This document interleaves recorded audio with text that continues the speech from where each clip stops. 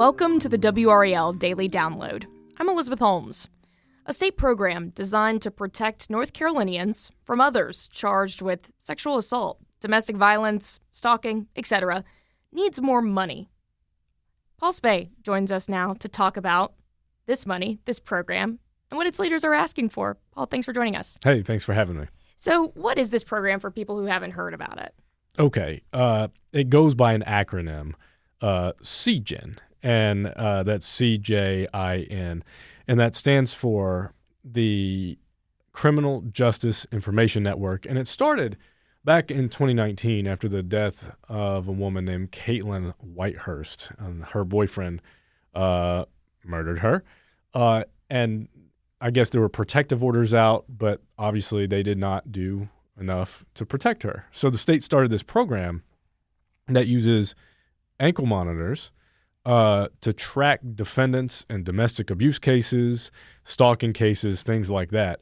And when there's a court order that determines that, hey, you have to stay a certain number of feet away, they log that in, and then if the defendant gets within that range, whether it's a mile or 500 feet, whatever, it alerts the alleged victim in the case. So the golden question is, does it work?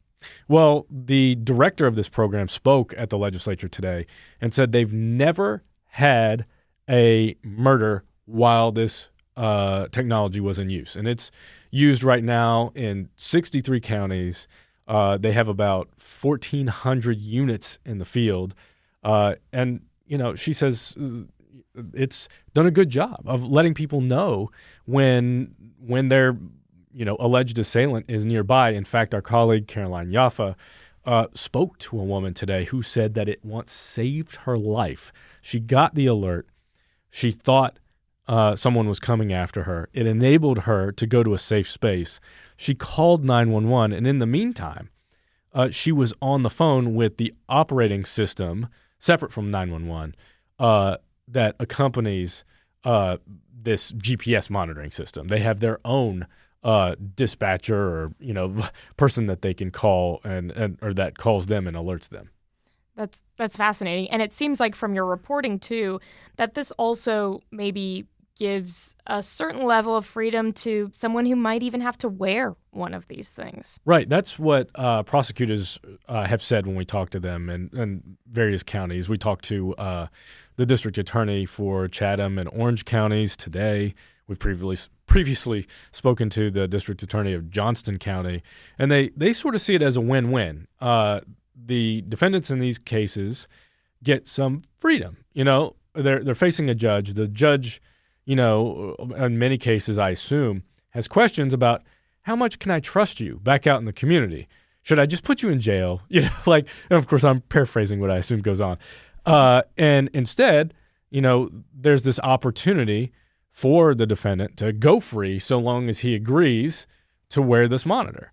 And the defendants can demonstrate that they're not a threat by staying away. So there's opportunity there for the defendants, but also a level of security for the alleged victims.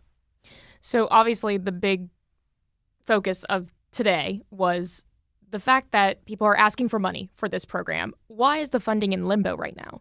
Well, it last received funding in the 2023 fiscal year budget from the state. That's lasted a couple years, and there was confusion last year over how long that funding would last. And it's sort of surprising to me and to many people probably like, well, what do you mean? They don't know how much money they have or how long it's supposed to last? Well, legislation and these bills they write sometimes they include like legalese and stuff and use words like shall or will or whatever. Apparently there's confusion over whether this money would be recurring or whether it ended after that particular fiscal year budget. So last year, the director of CJIN learned that, in fact, she did not get recurring funding. And there was sort of this like, oh no, moment where she had to send out alerts and emails to various district attorneys and say, hey, we didn't get the lump sum going into this fiscal year that we thought we were going to get. Now we're having to raise money, advocate for money, figure out how to shore up our funds. So obviously sent some people scrambling. How much money are they asking for at this point? Well, the program has expanded over the years. So their budget has grown from, I think initially, don't quote me on this, somewhere around $3 million. But now they say they have, because it's used in so many counties, most North Carolina counties, they need $11 million in recurring funds each year. Now, this comes at a time when state lawmakers are at odds. There's actually a stalemate over the state budget. We were supposed to have a new budget last summer when the new fiscal year started, but the Republicans in the state Senate and the Republicans in the state House of Representatives proposed competing visions for how they thought the money should be spent. And long story short, they never came to an agreement, and so we're operating on some old funding figures. So the director went today before a legislative committee and said, please, when you do get together next, which will probably be next spring, when you do put the next budget together, we would like $11 million in recurring funds. We've never had a death in this program. She also submitted letters from judges around the state testifying to how effective they think it is.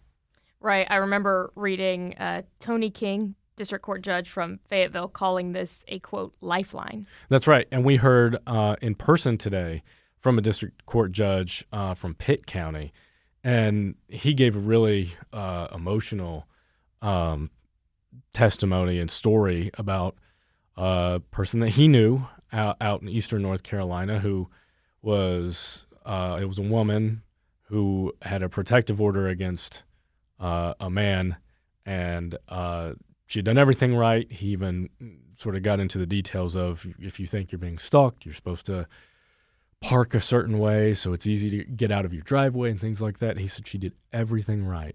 But because there was no monitor, this man was able to hide in the woods and come out and kill her. And he said he knows people personally in his own family who have experienced similar stalking cases. And he said, they've told him about walking around town and just fearing that their alleged assailant, would be around the corner. You're shopping in the grocery store and they're worried that, you turn to the next aisle. Is he going to be standing there?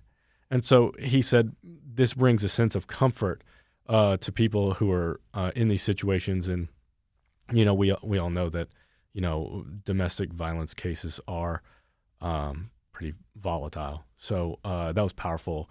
There were some powerful stories today at the Capitol.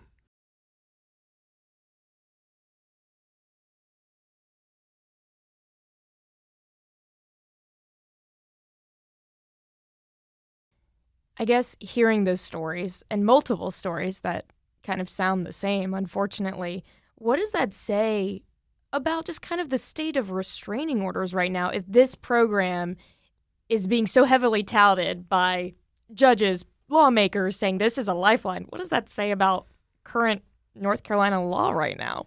Well, that judge we heard from today came out and said paper doesn't produce results. You can say stay 500 feet away or stay a mile away, but they have very little way of enforcing that. And I spoke to a former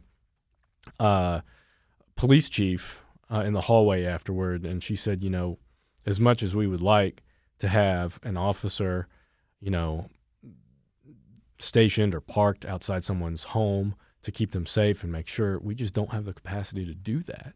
And so, yeah, to your point, paper is not enough. Orders are not enough. They want something in place. And this particular judge from Pitt County said there are very few government programs he's seen as effective as this one.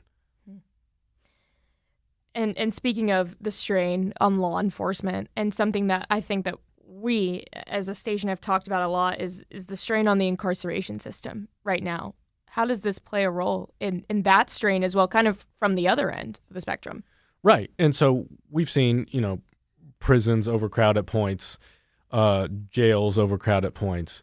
The prosecutors, the district attorneys we spoke to said, hey, it's a good thing to be able to keep defendants out on the street so long as we can ensure the community's safety. And so, and like I said, for the defendant, it gives them an opportunity to demonstrate that they're going to follow orders in the case and to demonstrate they're not a threat. And so I imagine in domestic abuse cases or even in divorce cases, this can help the defendant as well in saying, like, look, I'm not a threat.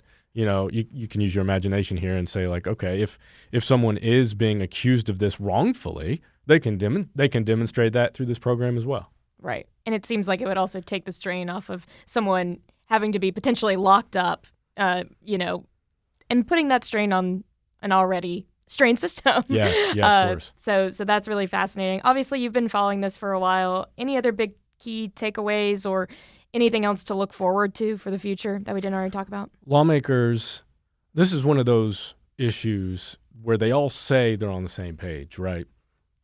We won't know if they really mean that until they come back in March or April and put this budget together.